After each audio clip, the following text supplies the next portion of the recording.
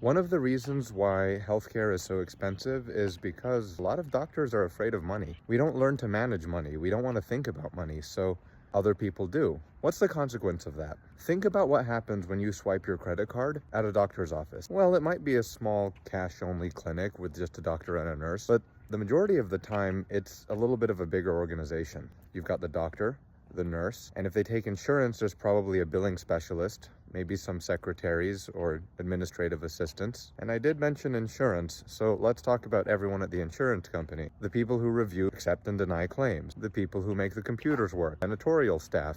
The mid-level executives. The upper-level executives. All of the rest of it, the folks in the middle, are causing you to have to pay a lot more money, but they're not actually the one listening to your heart at the visit. Now, the alternative as a physician is actually to learn how to deal with money, but there are so many social disincentives to that, not least of which is that if you go online, you'll find plenty of conversations about how greedy doctors are and how much we overcharge and all of this stuff that comes from a really oversimplified perspective, which doesn't take into account the scores of middlemen and ulterior interests that cause the cost of healthcare to go up even though the salary of your doctor doesn't. So by the time many doctors are going into practice, they really don't want to be identified with money in any way. So instead, we choose to take an employed position, but the people employing us oftentimes aren't doctors. They're venture capital companies and CEOs and CMOs and such. But it's not all doom and gloom. Some of the best clinics I've seen use different models, like federally qualified community healthcare centers